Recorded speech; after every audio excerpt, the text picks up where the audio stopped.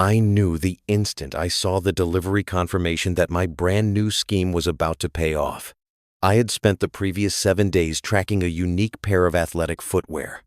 These were not common shoes. They were highly sought after, impeccably styled, and exactly the kind of kicks that instantly draw attention. When the confirmation arrived, I was naturally tied up at the office. This usually didn't concern me. Deliveries always ended up neatly on my doorstep, sometimes concealed slightly, yet always present when I returned home. I constantly checked my mobile phone, anticipating the update like an excited child before Christmas morning. The notification popped up. Items successfully delivered to your entrance. A huge sigh of relief washed over me. However, pulling my car into the driveway shortly after, I immediately sensed trouble. My entryway looked oddly sparse, too bare. I rushed toward the steps, hoping the container was simply tucked away behind a planter or obscured by the mat. It was gone. I scouted the area, checked the shrubbery, and even peered over my fence line. No sign of anything. This is Winds of Thought, where we tackle the best neighborhood disputes. Make sure you click like and subscribe if you enjoy justice stories. Initially, I thought maybe the courier had misdelivered. I opened the confirmation message, and there it was, a timestamp and a photograph of the shoebox resting prominently on my front stoop. The sneakers had made it. They were received, and now they vanished. Fury surged through me. Someone had brazenly snatched my package directly from the house. How far would you go to protect your peace of mind? My immediate frustration turned into boiling rage as I contacted the courier service, hoping for assistance in tracking it down. They simply confirmed what I already knew. The parcel arrived and was left securely. The driver had photographic proof. The company offered no real help, washing their hands of the incident and leaving me only with empty apologies. That's when I realized something vital. I wasn't dealing with some random thief just passing by. This perpetrator had to be a local resident, someone who was observing, someone who knew precisely when I was absent. I tried to convince myself that losing those athletic shoes was a fluke occurrence. Maybe a passerby noticed the container and gave in to temptation. But a few weeks later, I ordered a requested set of action figures for my nephew's birthday. They were brightly colored, fun collectibles, not overly costly, but special enough that I wanted them to arrive promptly. The delivery day mirrored the first incident almost exactly. I checked my phone constantly at work, and then came the same dreadful notification. Item successfully delivered to your entrance. A tight knot formed in my belly, yet I dismissed it. Surely bad luck wouldn't strike twice. Wrong. When I got home, the porch was empty again. Not even a single piece of packing material remained. My heart sank. That confirmed it. This was not a chance event. It felt calculated. Someone was staking me out, awaiting my deliveries, descending like a predatory bird. I paced my living area, consumed by disbelief and fury. This was beyond the packages themselves. It was about authority. If I allowed this behavior to continue, what limits would they eventually cross? My personal security was quickly eroding. 2 days later, I determined this had to end. If there was a single person equipped to assist, it was Karen, the HOA president. She constantly boasted about maintaining order and safety, forever patrolling and dictating things at our meetings. Perhaps, for once, her persistent interference could be useful. I walked over to her residence, knocked, and was met by Karen, sporting her usual sour expression, the one that suggested she smelled something foul. I laid out the facts, explaining the 2 missing boxes, and requested that the association review surveillance or issue a neighborhood alert about the recurring theft. She nodded politely, acting concerned, though her attention wandered as if she had far more important errands. Then, in a twist of events that felt deliberately cruel, her teenage son ambled into the living room during our discussion, and I almost gasped.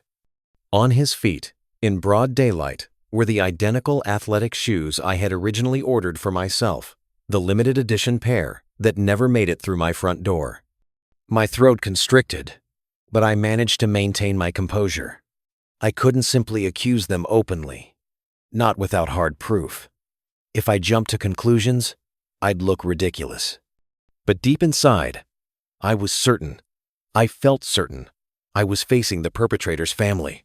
I couldn't storm into Karen's house and start pointing fingers. No, this needed to be handled perfectly. Justice demanded more than just an accusation. I went back to basics and did the necessary preparation. I installed security cameras, not the large, obvious kind, but miniature, nearly undetectable models purchased online. I placed them strategically around the porch, concealed beneath the overhang, and hidden among the foliage. From the road, nobody would ever suspect their presence. With my monitoring system active, I prepared the trap. This time, I ordered something intentionally inexpensive: a cheap mobile charging cord and a set of earbuds. Nothing impressive, nothing valuable, yet perfect for drawing out my neighborhood robber. The decoy arrived that afternoon. Same sequence as before. I received the alert while working, my pulse racing as I brought up the live feed on my device. For a long while, nothing changed. Then, just as I started thinking the thief might have quit, a recognizable shape appeared on screen. I couldn't believe my own eyes. It wasn't the teenager. It wasn't a stranger. It was Karen herself, the HOA president. The very woman who pretended to sympathize with me over the thefts was calmly walking onto my porch and taking my package as if she owned it. She tucked it away, peered around nervously like a mischievous bandit, and then marched back to her home. I watched the footage repeatedly, in utter shock. She wasn't just covering for her child. She was the one responsible the whole time. My fury boiled over, but it brought along a sense of opportunity. If Karen wanted a confrontation, I would deliver total destruction. I began formulating my plan. Responded. Rather than reporting her immediately, I chose to target her greatest weakness, her reputation. I gathered innocuous supplies piece by piece: tiny spring mechanisms, fine glitter dust, a pressurized can of concentrated foul odor spray, and an industrial packet of vibrant coloring. I spent an entire evening in my garage, assembling the components inside a delivery carton, focused like a scientist creating a weapon. I taped it neatly, using authentic-looking packaging tape, even weighing it down with scrap metal so the weight felt convincing when lifted. This was more than simple payback. This would be a spectacle. The device was ready. All I had to do was wait.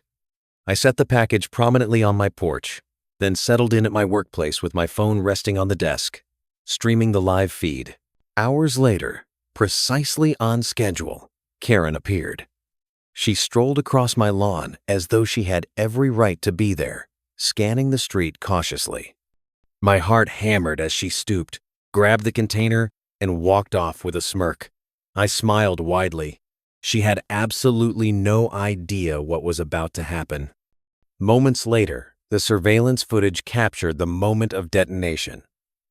The instant she forced open the box, the spring-loaded assembly fired violently. Glitter exploded directly into her face like a child's birthday confetti explosion, covering her hair, skin, and clothing in brilliant, blinding multicolored specks. But the fun didn't stop. An immediate blast of industrial stench followed, filling the air with the worst possible aroma imaginable, like putrid eggs steeped in vinegar. Then came the coloring. A vivid neon green liquid that sprayed across her face and dyed her hands. She stumbled back, yelling and flailing her arms, looking less like an HOA authority figure and more like a cartoon antagonist who just failed miserably.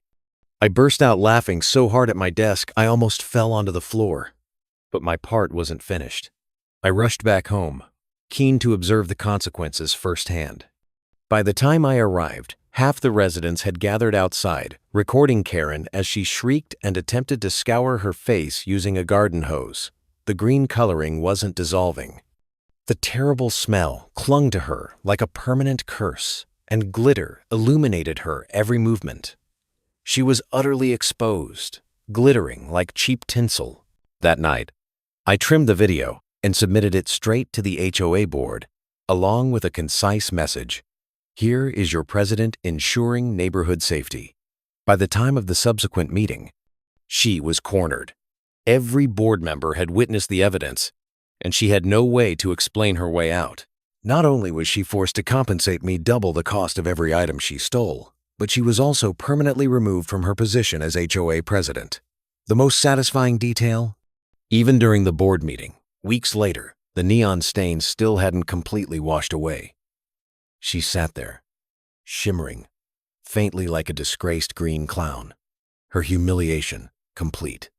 We love a good HOA showdown on Winds of Thought. Please hit the like button and subscribe for more stories of sweet revenge. Tell us in the comments, do you think Karen received the justice she deserved?